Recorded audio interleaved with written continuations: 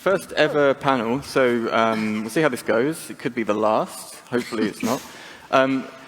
Interesting thing, I know that many of you come to LeadDev to escape your product and UX counterparts for a few days to have a safe space for your fellow engineers, and I've crossed the line and I've brought them here. I'm very sorry. But I hope that you'll find this conversation enlightening, bring things back home that you can do in your own teams. So firstly, hello London. Lovely to be here. We're going to try our best to give you a whole bunch of stuff to take away, discuss with your product and UX counterparts, and we think that we do a bunch of stuff really, really well, right? So I think that there'll be some good nuggets for you to take home. So let's start with a few little introductions. I know Marie's given us some good introductions, but just quickly iterate through. What is it that we do? Start with you, Winter. Yeah. So I'm a senior UX manager at Shopify. I lead UX teams that work on areas such as customers, customer segmentation, store credits, gift cards. So a lot of kind of customer engagement stuff. Yeah, and I'm Janet Balneaves, product director at Shopify, working in our gift card, store credit, and loyalty area. And I'm James, director of engineering, over all that kind of stuff. And yeah, we're a fully remote company. Janet, you're in Scotland. Winter, you're in Toronto. Yeah. So yeah, we're all over the world. And yeah, it's lovely to be here. So our byline today, because we're talking about collaboration. The byline that we came up with was here, which is to do with seamless partnerships between us three. It's not always seamless. We'll be honest with each other here. And the alternative byline that we were thinking about was isn't this just? I wonder if one of you could speak to that. Maybe Janet, you could lead with this. Oh, I already get like the tingle down my spine with you saying that, because that's the phrase that's so often said. So just even the other week we were looking at something and isn't this just adding a button? Isn't this just moving this over here? And it never is, and it just shows people haven't really stopped to really understand the complexity underneath things. I guess everyone thinks they're a UX designer, right? Of course. Obviously. So isn't this just moving that thing over there? Yeah. If I drop a penny every time I hear the phrase, isn't that just adding a button? Isn't this just changing the colors? I'd be pretty rich right now. Yeah. Exactly. So I think isn't it just is that trigger because it shows almost a complete lack of empathy for all of the process and the skill that goes behind the thing that's being presented to you. And if there's anything to come away from is just to really appreciate the crafts a bit more and understand that we're all trying to achieve the same thing, but we use different tools to get there. So I think the first thing about collaborating well is actually saying that you're on the same team. And this might seem really straightforward, but we're very explicit that we're on the same team using a trifecta model. Winter, can you talk to trifectas? Yeah, as the name suggests, trifecta, there are 3 disciplines that are involved in making decisions all together. So there's product, UX, and engineering. We make most of the decisions together. We have to basically make sure that we're aligned on the different decisions. Every discipline have equal voices to the decision making on the table. And everyone is accountable for the decision that we make together, so we don't really have to say things like, oh, it's a UX problem or it's an engineering problem. Yeah. And I think just treating each other as peers fundamentally. Because sometimes you see engineering thinking they're the boss, sometimes engineering thinks that product's the boss and they just get told what to do, but that's really not the case. We are the same team, right, Janet? Yeah, and it goes all the way up through the org as well. Trifectas exist not just at the team level, but throughout the organization as well. And think about it, if you think about it as a triangle, tension is a good thing, it's not a bad thing. We've all got our different kind of beliefs from our areas, but it's coming together to kind of find the best solution across all of those. And I think it was interesting speaking to you recently, James, because a trifecta model is quite new for you, whereas I've seen it quite a lot in some places. But in other places, for instance, design reports to product. So design doesn't have an equal seat at the table because there's not a trifecta at the very top of the org.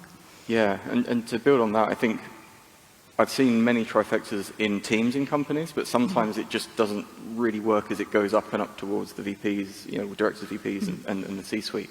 Whereas I think Shopify is quite nice in that sense that it does actually go the whole way up. So, escalation isn't necessarily a dirty word because things can escalate.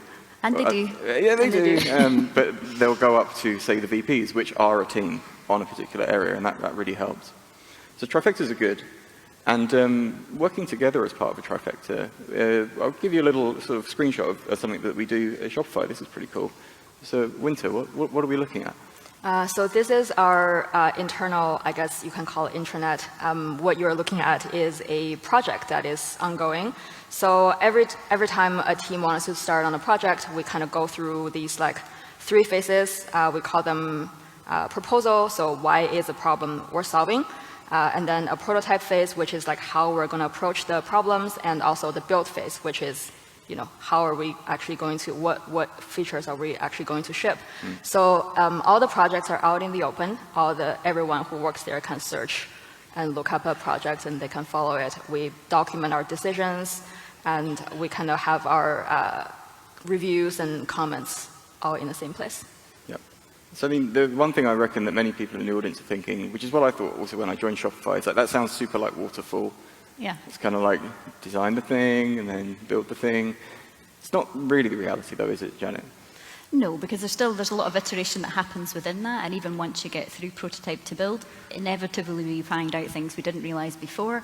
And with the nature of Shopify, things are changing so much and things are moving so fast. It's like building on sand at times, because if what you're shipping is going to take 6 months, what Shopify looks like in 6 months' time is not what it looked like when you made those decisions 6 months ago. So there's still a lot of iterations, decisions to be made as you work through that. And I think it's not a slow process either. It's done asynchronously. It will go all the way up to the VP level for OK2s that we call them, which some people at first think that, what? It goes all the way up to the top, but we can get that done within 2 to 3 weeks, and it gives you a much greater visibility of what's happening, and it gets you to a, no, don't do this sooner, rather than going all the way down the line and kind of being told very late in the day that we didn't really need to do something. Yeah, and the asynchronous nature is really nice. I mean, there was a bunch of stuff in the media about at Christmas, Shopify cancelled every single meeting in everyone's calendar in a kind of chaos monkey fashion to say stop having meetings. And the nice thing about this process, we call it GSD for get stuff done, or there's another word that could begin with that. But this process is really nice across time zones because you get the product directors, VPs, UX and engineering, all commenting on things asynchronously, recording videos, doing friction log demos, and everything is done in the open. So that, as you were saying, Winter, like you can follow any project in our system if you're interested in getting the weekly updates that people blog about. So it's a really cool system, and I think just the act of capturing things and the act of defining up front when you start a project, like what metrics do we care about, what are the tripwires, what would it mean for this to fail is really, really important.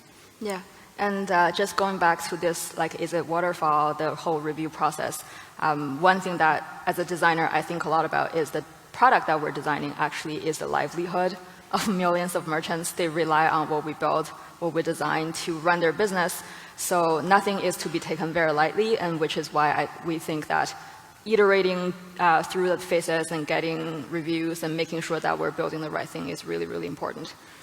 Yeah, something like more than 11% of like the whole of the US e-commerce economy goes through us or something. So you don't want to break stuff. You want to move quickly, but you don't want to break stuff. So just moving on from there, let's talk about getting alignment. So we've talked about working together as a team. We've talked about doing projects, the various stages. Where do we find alignment? How do we find alignment? And maybe it's best to talk about the inverse. Like, where does alignment go wrong in a project? Where is it when you work with each discipline, we work with each other, do sometimes we not meet in the middle? Janet, or Winter. Yeah. Well, I need to go Winter. I'm trying my best to be equitable in rotating. Round robin strategy. Yeah. So I think one of the most common ones between, say, UX and engineering would be the technical aspect of the design is not very well understood. For example, a design looks very easy, whereas in fact is incredibly hard to build. So that's usually the cause of a lot of tension. I think the best way really to kind of approach this is for developers to explain the technical challenges in kind of layman terms, and I think that goes a very long way. I think that's really true, and I think sometimes engineers can think, oh, UX will never understand any of the job that I do. So they just kind of mask it behind a wall of, no, this is just hard. But everyone understands, right? Yeah, I mean, don't assume designers don't want to understand or won't understand. Like, I mean, I don't know if there's any designer here, but I'll tell you a secret. Every designer at some point wanted to be a developer or have learned development, so if you actually teach them some development tricks, they'll love you forever. Yeah. Janet, product. Getting alignment is the hardest part of the job. I think sequencing, for example, something we're working on just now, there's 105 different ways that we could sequence it. And some of the things that look very trivial, we've kind of put to the end, but actually there's a lot of hidden complexity under the covers when you look at the engineering point of view. So having that alignment is having buy-in from the whole team on what order we're sequencing things in and why. And really making sure that we're kind of delivering value at the earliest point, because there's nothing worse than kind of building for ages and then no one using what you're doing. So we're really focused on kind of what is it that the merchant's going to get value, what's the smallest thing that we can do so that they can get value and get things into the hands of those merchants early. But yeah, alignment is very fleeting. But when you have it, it's like magic. I can't quite describe it, but like the team comes in and every day they know what they need to do. If they're maybe unsure, they'll know kind of to go and do something else because they know what we're meant to be doing. And when we're not aligned, every day feels hard. I'm not sure what I'm going to work on, and it's really hard to make decisions, but it's magic when you see it. Yeah, for sure. I think one thing that's quite interesting is that sometimes you maybe still can't find alignment. You know, we will just completely disagree. And then the question is, like, what tools do you have in your pocket to then abstract away? We talked about escalation is one way. It's not the best way. I think one of our colleagues was saying, like, products about settling out of court. You know, that's sort of like the role. But another thing you can kind of, you know, tuck into your pocket for, depending on like what the values or the principles of your company are, you can use them in order to guide decisions, and that's one thing I think we do pretty well. So, Winter, what's like one of your principles or maxims you use to make decisions? Yeah, well, one of the things which is a company value that personally I resonate with a lot as a designer is that we say we should be merchant obsessed. So as a designer, I'm already like very user-centric. I think about the user problems a lot, but Shopify goes one step above to ask us to be obsessed with merchant problems. Obviously, that also applies to non-designer roles, which makes my job a lot easier when everyone thinks about what we do, what problems we're solving for our merchants. Yeah. Janet, your favorite principle to rely upon to tie break? Solving for most of the merchants most of the time, and avoiding kind of falling into the trap of just building for who's going to pay you the most and who's the biggest merchant. And I think coming back to alignment as well, we're very fortunate that merchants really want to come and speak to us at Shopify. They're very open to doing that. So we've gone out on site, the whole team, not just the product person, not just the designer, but as a whole team, kind of going and speaking to merchants, watching them what they do, and really understanding their problems firsthand is super valuable as well. Yeah, definitely. And I think the one that I quite like is one that Toby says quite a lot, which is to do with the sort of priority order of how you should be thinking about what you're building. So priority number 1 is build the best product, and then priority number 2 is make money so that you can do more of number 1. And then rule number 3 is like never get 1 and 2 mixed up. And that's really nice because I think when you're thinking of things like sequencing, you're thinking about the quality bar. When you think of it that way, you go, okay, there's like a certain high quality that we're aiming for. And if we're not landing with the best product, then there's a problem. And I think, Janet, the thing that you said about building for mostly what people want most of the time, we have the advantage that we have the ecosystem as well. I know there's some folks in the audience who are on our ecosystem. Thank you very much. Met some of you yesterday. That's another choice that we have to make about, like, are we building something that we want to build in-house, or actually should we maybe just build the API and then leave the door open for the ecosystem to come in and innovate? And that's an interesting discussion. We don't always agree on that either. No, designers always want to design the UI. Yeah. Cool. And just to sort of wrap the getting alignment thing, fundamentally, sometimes there's escalations. Sometimes we have to tie break with principles. But fundamentally, decisions we log all the way back to our screenshot. Everything gets logged as a decision in public so you can see it in the future. Okay, so what do you care about? I mean, I reckon many people in this audience are engineers, so it's not super important what I care about as an engineer. But when it comes to building something new, start with you, Winter. UX, you're coming into a new project, you've got a new exciting thing to design. What's top of your mind as your biggest care? Yeah, for sure. I mean, as the name UX suggests, is all about the user experience, so designers really think about the user problems and the best solution to solve the user problem and the how of doing that. So anything from just like the easiest workflow that we can design to reduce cognitive load, surfacing the right information at the right time. Also down to the very bottom of, I don't know how many of you will roll your eyes when I say this, but the visual polish of the product is really important for designers. Yeah. Janet, what do you care about? Yeah, I'm going to give, it's not really a product answer, I'm going to say. It's kind of, I care about doing things that matter and for the team to be able to do things that matter. You come to work for a lot of time of the day. You've kind of gotten the effort to maybe drop kids off, walk the dog and do all of that. And then you come to work, you want to do things that matter and have impact. So that's what's really important to me. And I don't think that's a product thing. I think that's just a general thing. So I really care deeply about making sure that we're not just grinding through every day, but what we're doing is actually important and it does matter. And I guess to sort of chip in from the engineering side, yeah, solving real problems for real people that depend on us is fantastic. It makes work meaningful. But building things that are extensible, resilient, they're not going to fall over, they scale for Black Friday, Cyber Monday weekend, which is the crazy peak we have every year. But I think sometimes it goes wrong in all disciplines, you know, engineering, UX, products, all disciplines, when there's too much internal focus on the craft first and then the deliverable second. So, you know, we were doing the table talk sessions yesterday and measuring everything and productivity metrics, fantastic, great, but they're a supplement to building a really, really good product. Because, you know, you might have the best running kitchen in the world, but the food is awful, and you need to fix that first. You know, so too much internal focus, I think, is bad.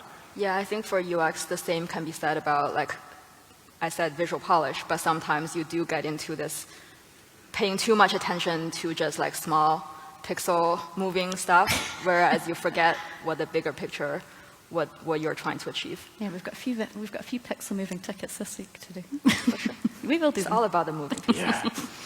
And when we were talking in the speaker area before, you mentioned a quadrant sometimes. Because obviously you get people with very strong opinions. More senior people have more strong opinions. It's just the way of life, isn't it? But sometimes you can easily start bike shedding over the tiny things. Like you mentioned, like a quadrant of trying to break those collaboration issues. Yeah. So it's more about, as you said, people have very strong opinions. So how strong is your opinion from, say, like a scale of 1 to 5? And how important is this issue really is, right? Maybe as we're talking about colors, for example. I'm just saying this as an example, right? Like I'm super strong opinion about a color, but how important is it really at the end of the day? So kind of finding the balance. Yeah. Yeah. And using sort of a tool like that's quite nice because it then makes any collaborative tension not about the person. So it's not you with your strong opinion or me with my strong opinion. It's the application of those opinions into a model, and then we can criticize the model in a non-ad hominem way, which is nice. Yeah. Myths. Let's get a bit spicy here. So the myth is sometimes said that. Start with you, Janet. Product don't care about the quality of the code, right? They just want to ship the thing. Like if I could just write terrible code and ship it tomorrow, you'd be happy. Is that true? Sometimes, yes. Okay. It's not always a myth. Tell me more. And I'm not being facetious, it depends on your context. So as a product person, I've been in situations where I'm very conscious of runway and money and how much money is not in the bank, and we have to get certain features out so that we can change that situation. Do I care then about load testing and resiliency? Not so much. We need to just get it out the door. But other times, I really do care about it. Like you're talking about Black Friday, Cyber Monday, that happens in November. We really need to care about resiliency then. So it's not a myth, it depends, but I think friction happens when you're working with someone who doesn't articulate why they're not caring about the quality of the code at that point of time, and you don't understand the drivers and what's driving them behind the scenes, and that's what causes friction. Yeah, that's a really good explanation. I think, and then from the engineering craft side, it's understanding that if there is a new idea that's fairly scrappy, it hasn't got product market fit, it needs to get out quickly. Is there a way in which that could be built so that it could be very easily thrown away, or if it falls over, it doesn't affect the main platform? And I think that's the engineering skill that has to come to there. Myth number 2, winter. UX don't care about how long something takes to build. No. You just want the design to be perfect. Myth? Partially based on truth, I'd say. Okay. Yeah. I've definitely worked with designers who are very idealistic about and feel very strongly about their design because essentially designers believe that what they designed for is the best solution for the user. I would say the truth part of this probably has to do with experience when people are very idealistic, so just kind of understand people are at different stage of their careers. But it's interesting the phrase when you say like they don't care about how long things take. You know how there's a life phenomenon where when you don't arrive at the same conclusion of someone else and you just think, they don't like me, they don't care, they have some alternative agenda, whereas in fact they just probably didn't think or they didn't know. So if they didn't know how long things take, I just say straight up, educate them. Yeah. Yep. So back to talking. It's all about talking, isn't it? Yeah. And I guess to sort of stab myself on stage, engineering, don't care about the product, they just care about the code. Do you think that's true, either of you? Maybe. Maybe. I think they forget to care about the product sometimes because you're so busy in the code. No, that's a very diplomatic way of saying it. Yeah, and I think it just goes back to, each of us have our own craft, which is a tool set that we bring together to do something meaningful. But it's, if I employed a carpenter to build a cabinet for me, and then he said it was going to take 6 years because he's using these kind of like artisanal hand-cranked tools and he doesn't use electricity and it needs to be perfect, but you probably need to do that differently. So it's just about bringing the right bits of the craft to the argument for the constraints that you have. Let's get spicier. Let's go vent time. So let's explore when collaboration just comes apart completely. So Winter, what's the worst experience you've ever had with engineering? Yeah, I hope. Never mind. So interesting thing about getting estimations from our engineering partners. So there's once upon a time, design team went to design a feature, came to the development team, and the person who is assigned to do this gave an estimation about 2 months. Someone new on the team came in, finished it in a day. Estimates are hard. Estimates are very hard. But I think there's an interesting thing in there sometime where when engineering is unable to really clearly communicate about what it means to piece something together, or assume that it's too complicated for anyone to understand, then it kind of forms almost like a high priesthood of engineering where we are the church and we tell you what's right and what's wrong, and that's the only way. And I think having a team estimate together can help because someone else has a different opinion. Yeah, but also, I get it. We just talked about designers just want their designs to be implemented, but just giving like an unrealistic estimate is also like not the way to solve this. I think sometimes it can be used to gatekeep a bit as well. It's kind of like, we really don't actually want to build that, so 6 months. Yeah. Give up hope. Yeah. See, they're all nodding. Yeah. You've all done it. Janet, same question to you. Your worst experience with an engineering team? I'd say my worst experience are driven by teams who are over-metricized and productivity metrics become the goal. Now, productivity metrics are good. Mean time to deployment, number of deploys, Git changes, etc. But when they become the goal, weird behaviors start to happen in the team and people forget what the goal is. It's like flying an airplane and making sure that you're flying at a certain altitude constantly. That's not how you fly an airplane, but you need to know how high you're flying. You need to know how fast you're going. But it's, where's the destination? Like, where are we going? Do we need to get there fast? Do we have a fragile cargo that we have to take there? And that comes all the way back to alignment. So, but I've seen very, very over-metricized teams, which drives weird estimation behavior, because if you're measured by story points, then you can game the system, etc. So I love metrics, but not when they become the goal like that and drive funny behavior. Yeah, the sort of CEO saying we need to improve velocity by 15% this quarter, and then, unsurprisingly, all the estimates go up. What a surprise! Yeah, I agree with what you say. There was a great talk on metrics yesterday, and I think they are super useful if they're used in the right way, and they should be sort of an indicator. It's like looking at use the airplane analogy, looking at the instrument panel and being like, that looks a bit off. Yeah. We should fix that, rather than it being the overall goal. Agreed. I'm not going to talk about my worst experiences with UX and product. That'll be another talk. We can do that another time. Well, you've not got enough time. In a design conference. Yeah, go to a design conference and then never come home again. So last thing we're going to touch on is, like, fundamentally, if we've got lots of engineers in the audience thinking about ways in which they can better influence their product partners, their UX partners. If I'm an engineer who has lots of ideas about what our product should be, what it should do, how the design should look, dare I say, how can we work together better? Am I crossing a line? Am I not crossing a line? Let's start with you, Winter. Yeah. I I'll first say that a lot of the really brilliant design ideas that the teams have come up with actually came from developers. So there's definitely you're not crossing the line. I think if anything, designers really welcome developer contribution in terms of design. But I think speaking of how engineering can influence UX, if there's like one thing that you can take away with, I think it'll be just frame everything from a user perspective, right? Because that's basically what the designers really care about.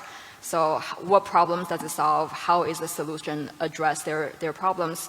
Like no user would ever ask for domain-driven design or monolithic REPL. Just, you can do these things, but like just tell us how does it affect the user experience?